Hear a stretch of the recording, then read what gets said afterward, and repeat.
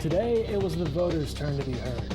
After months of talk from candidates, ranging from those seeking the county post to the highest office in the land, all explaining why they should get elected, Oklahoma voters went to the polls Tuesday to accept or reject those arguments.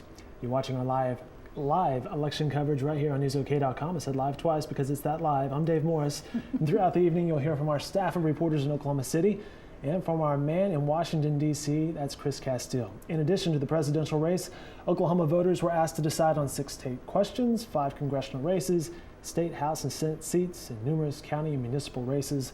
And I'll shut up now because I'm joined by Dyer, editor of the Oklahoman and vice president of the News and Information Center. Thanks so much for your time tonight. Hey, Dave. You know, the big story today, of course, is Romney versus Obama, but the story inside the story here in Oklahoma was the heavy voter turnout. Now, when I voted at noon, I got right in and out in about 5 minutes. In fact, I spent more time filling in the little squares on the ballot than I did actually in line because there was nobody in line. But that wasn't the case that you had today. No, I voted at Life Church in Edmond right there at 2nd and I-35. And when I got there, I just got inside the door, and my wait from just inside the door to actually voting was about 2 hours.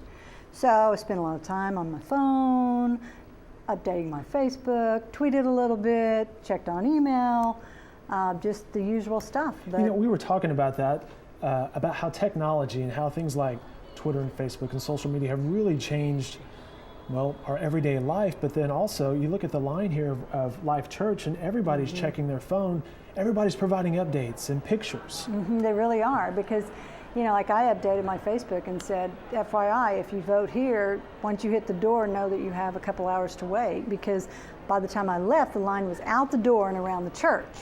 So if somebody pulling up there and they're trying to plan their day, you know, they would know how much time they had. Well, that's a good point. And you mentioned some of the people in line had their families with them. And those kids, while they get a great experience of the presidential process or voting process, they also got to chill for a couple hours. Yeah, they do. It was hard on some of the little kids. I saw moms pushing strollers. I saw grandmas with grandchildren pushing strollers. And that's a long wait for a 2-year-old to be, you know, hanging out for 2 hours. But they did really good. And it's such a good example, you know, for you to take your kids with you and let them see you vote. So that was footage from Tim Money, who also went out to Life Church today and shot the footage. He said he was there for 3.5 hours.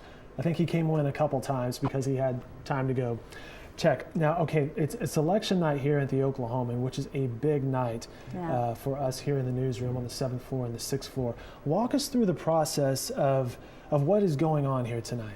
Okay, we started the day really early, going out to polling places, talking to people, getting some interviews, taking a lot of pictures of all the long lines and things like that. We immediately began updating News OK all day long. We have a Storyfy, which is something new we didn't have 4 years ago. Right. That pulls things together so you can see Twitter and Facebook and photos and different things like that, and videos. So we had people in the field, we were updating. We didn't have a full staff starting at the beginning of the day, because right now is when we really need them. A lot of people came in from 2 to 4, and they'll be here until 1 or 2 o'clock tonight until we shut it down, if we have a winner. Well, let's talk about that, because we have the newspaper right here. It's a printed product, and a lot of lead time goes in. It's not just copy paste, hit submit, and it updates a website. There's a lot of work that goes into this. How are we doing that with 3 possible scenarios tonight? Well, you know, we've laid out 3 different front pages, and we'll be looking at, we'll have one that says, Obama won. We'll have one that says Romney won, and then we'll have another one that may say something like too close to call. Stay tuned. Yeah, because the presses have to roll. We got to get those papers to the people at a certain time in the morning.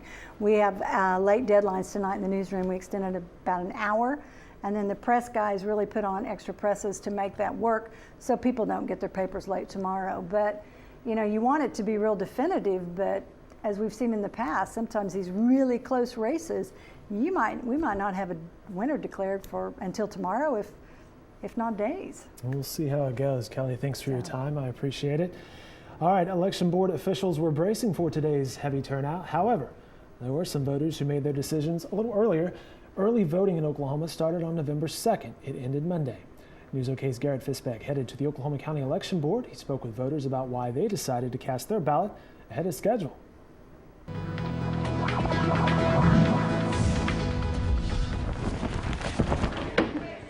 chose to come and vote early so I would get my vote in and I wouldn't have to stand in the lines for tomorrow.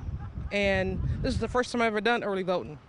And it worked out great because a lot of people can't come to vote. The times, sometimes they can't fit the times in. This way they can, and then if they had it at other places, they probably could, get there too to vote.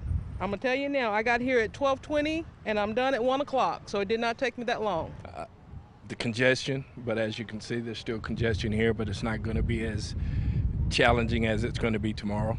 That's a possibility, or maybe an increase in the number of locations. Instead of just having one here in Oklahoma County, probably 4 or 5 in the county of Oklahoma will probably address the issue of the congestion.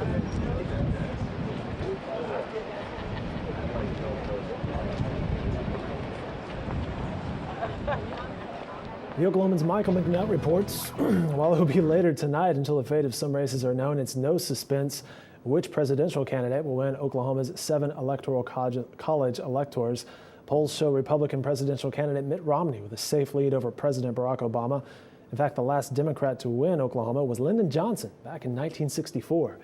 The uncertainty is whether the president will win any of Oklahoma's 77 counties on Tuesday. He failed to win any back in 2008. We'll see how it goes. Thanks to Kelly Dyer Fry, editor of the Oklahoman, for her time tonight.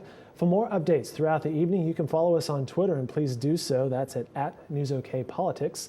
And let's just say you're looking forward to the 2016 election, because we can't be done with this one fast enough.